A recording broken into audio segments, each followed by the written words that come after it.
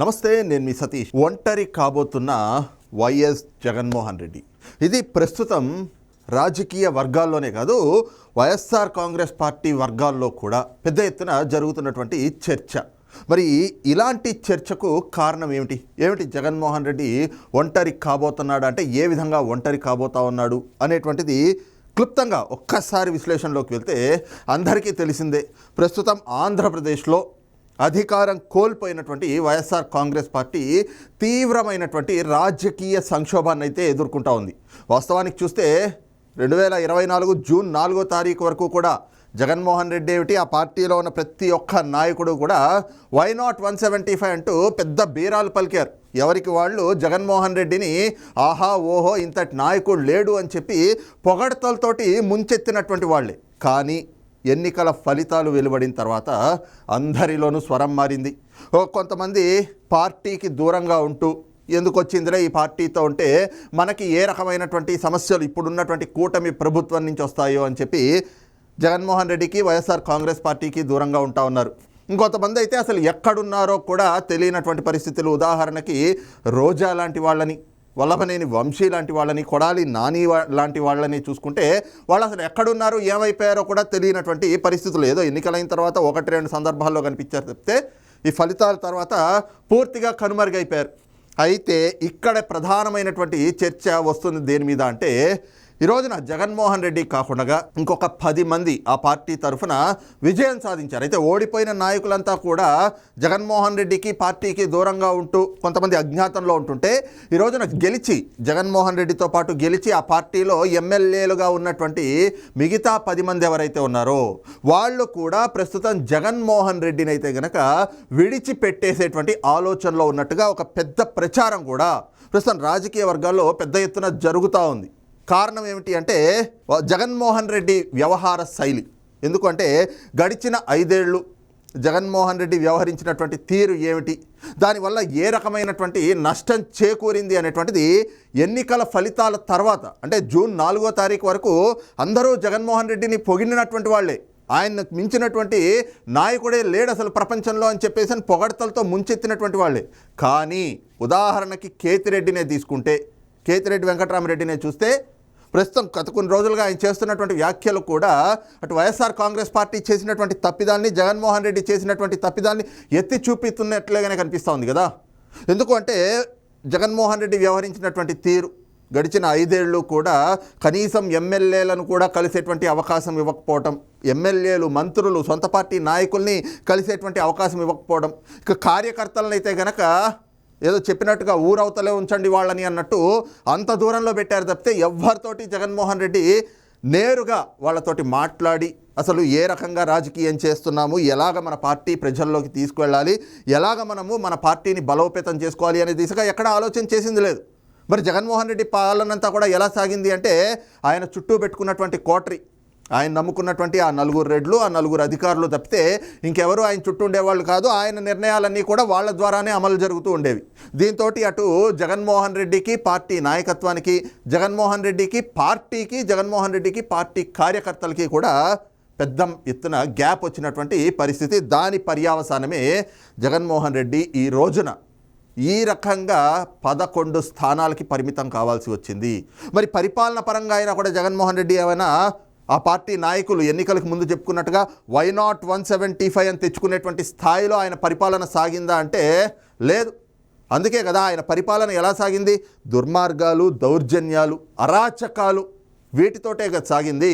అందుకే ప్రజలు ఏం చేశారు, వై నాట్ 175 అంటూ జగన్మోహన్ రెడ్డి విర్రవీగుతూ పెద్ద ఎత్తున బేరాలు పలికినా కూడా 2014లో ఇచ్చినటువంటి ప్రతిపక్ష హోదా కానీ, 2019లో ఇచ్చినటువంటి ముఖ్యమంత్రి హోదా కానీ ఈ రెండూ లేకుండా ఈసారి ఆయన కనీసం ప్రతిపక్ష హోదా కూడా లేకుండా కేవలం పులివెందుల ఎమ్మెల్యే అనేటువంటి స్థానానికి మాత్రమే పరిమితం చేశారు. ఇదే నీ స్థానం అని చెప్పేసి ప్రజలు జగన్మోహన్ రెడ్డికి ఒక గుణపాఠం నేర్పారు. కారణం ఏమిటి అంటే జగన్మోహన్ రెడ్డి మరి గడిచిన 5 ఏళ్ళు కూడా ఒక నియంతలాగా పరిపాలనని కొనసాగించాడు. ప్రజలకి ఏం కావాలి, ప్రజలకు ఏమి ఇవ్వాలి, ఎలాంటి పరిపాలన అందించాలి, ఇవేమీ జగన్మోహన్ రెడ్డి పట్టించుకోలేదు. కేవలం ఎంతకీ నేను బటన్ నొక్కుతాను, వాళ్ళకి డబ్బులు పడతాయి, వాళ్ళకి నాకు ఓట్లు వేయాల్సినటువంటి బాధ్యత ఉంటుంది, ఓట్లు వేస్తారు, మళ్ళీ నేనే ముఖ్యమంత్రిని అవుతాను, ఈ రకంగా 30 ఏళ్ల పాటు నేనే ముఖ్యమంత్రిగా ఉంటాను అని చెప్పి జగన్మోహన్ రెడ్డి, అదేదో ఫోబియా అంటారు, లేదంటే అదో ట్రాన్స్ అనుకుంటా, ఆ రకంగా అందులోనే ఉంటూ ప్రజల్ని కూడా ట్రాన్స్లోకి తీసుకెళ్ళాలి, వాళ్ళకు కూడా బటన్ నొక్కుడు అనేటువంటి ఫోబియాని అలవాటు చేయాలి అనేటువంటి ఆలోచనలతోటి ఆ పరిపాలనని కొనసాగిస్తే ప్రజలు మాకు కావాల్సింది ఇది కాదు, నువ్వు అసలు ఒక నాయకుడిగా ఉండడానికి, ఒక పాలకుడిగా ఉండడానికి అర్హుడివి కాదు అని చెప్పేసని జగన్మోహన్ రెడ్డిని ఈ రోజున 11 స్థానాలకి పరిమితం చేశారు. పోనీ ఈ 11 స్థానాలకి పరిమితం చేసిన తర్వాత అయినా జగన్మోహన్ రెడ్డిలో ఏమైనా మార్పు వచ్చిందా అంటే ఎక్కడా లేదు.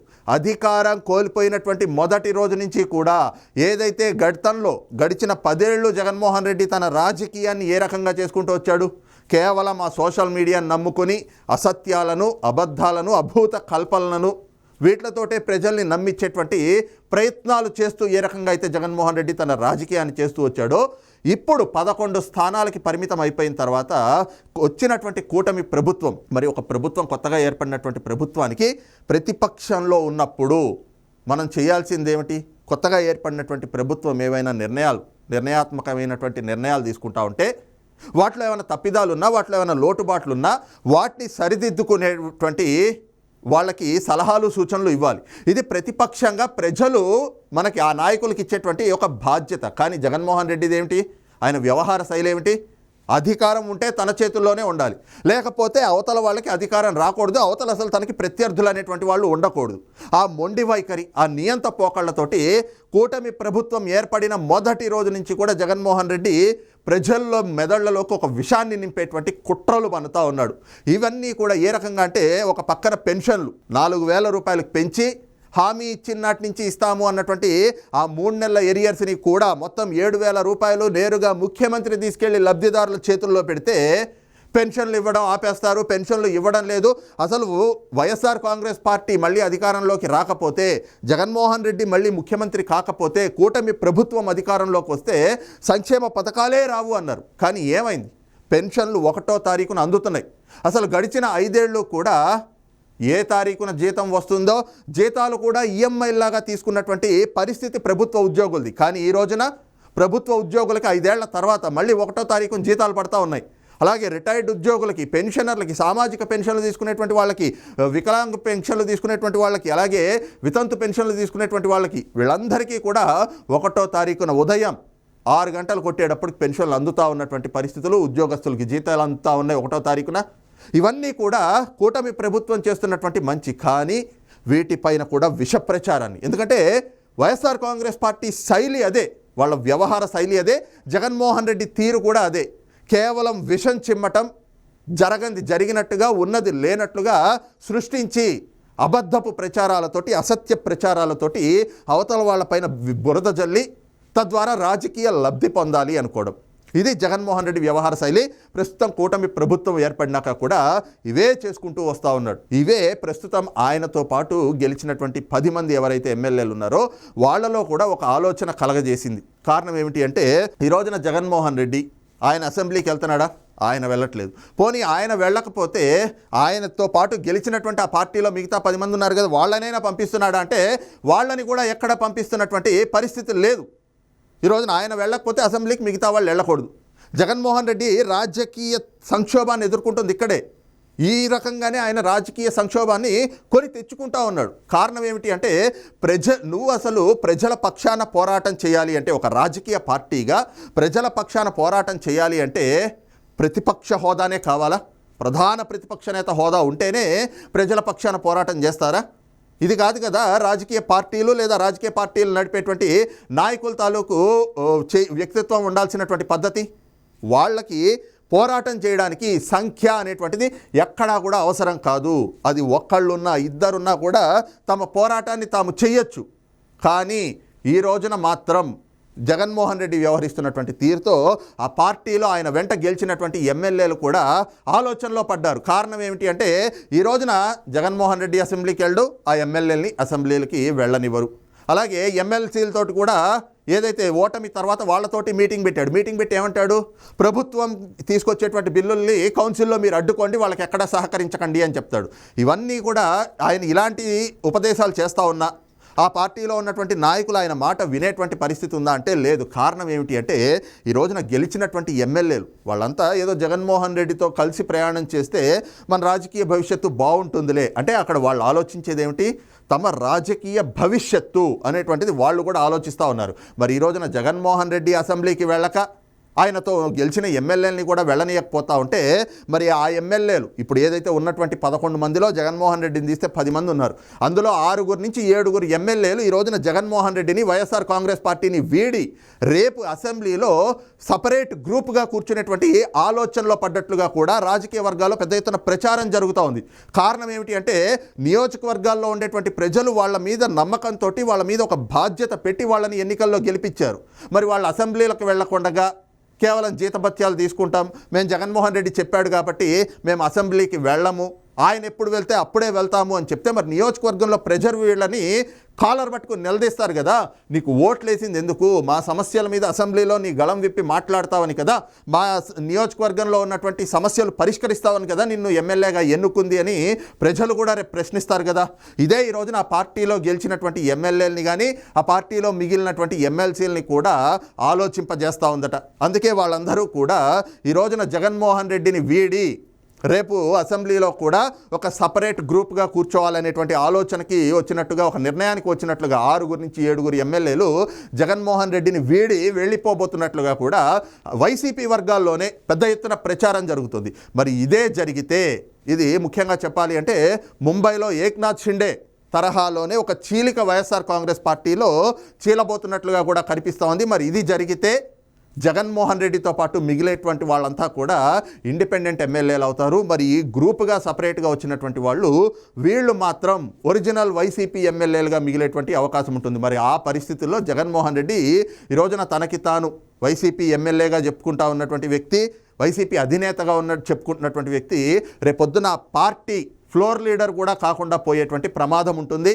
మరి పులివెందుల ప్రజలు ఆయన పైన ఏదైతే నమ్మకం పెట్టుకుని ఆయన్ని గెలిపించారో ఆయనతో పాటుగా పార్టీలో మిగతా 10 మందిని కూడా రాష్ట్రంలో ఉన్నటువంటి ప్రజానికం గెలిపించింది దేనికి, ఒక ప్రతిపక్షంగా ఉంటూ ప్రభుత్వం తీసుకునేటువంటి నిర్ణయాలు కావచ్చు, లేదంటే ప్రభుత్వం ఏమైనా ప్రజలకి తప్పు చేస్తూ ఉన్నా, ప్రజల విషయంలో ఏదైనా తప్పిదాలు చేస్తూ ఉన్నా, ప్రజా వ్యతిరేక నిర్ణయాలు తీసుకుంటా ఉన్నా, లేదంటే ప్రభుత్వం తీసుకుంటున్నటువంటి నిర్ణయాల్లో ఏమైనా లోటుబాట్లు ఉన్నా వాటిని సరిదిద్దేటువంటి బాధ్యత ప్రతిపక్షంగా జగన్మోహన్ రెడ్డి మీద పెట్టారు. అలాంటి బాధ్యత పెడితే జగన్మోహన్ రెడ్డి మాత్రం నాకు ప్రధాన ప్రతిపక్ష హోదా ఇస్తేనే నేను వస్తాను, అసెంబ్లీలోకి నేను రావాలి అంటే ఆ 4వ గేటు దగ్గర నుంచి డోర్ వరకు నా కారు వెళ్ళనిస్తేనే నేను వస్తాను, అంటే చిన్నపిల్లాడికి చాక్లెట్ ఇస్తేనే నేను స్కూల్కి వెళ్తాను అని మారాం చేసినట్టుగా ఈరోజు జగన్మోహన్ రెడ్డి వ్యవహరిస్తున్నటువంటి తీరుతో సొంత పార్టీ నేతలు కూడా, ఆ పార్టీలో గెలిచినటువంటి ఎమ్మెల్యేలు ఉన్నటువంటి ఎమ్మెల్సీలు కూడా వీగిపోతూ ఉన్నారు. వాళ్ళంతా కూడా ఏమిటిది, దీంతో మా రాజకీయ భవిష్యత్తే ప్రశ్నార్థకంగా మారేటువంటి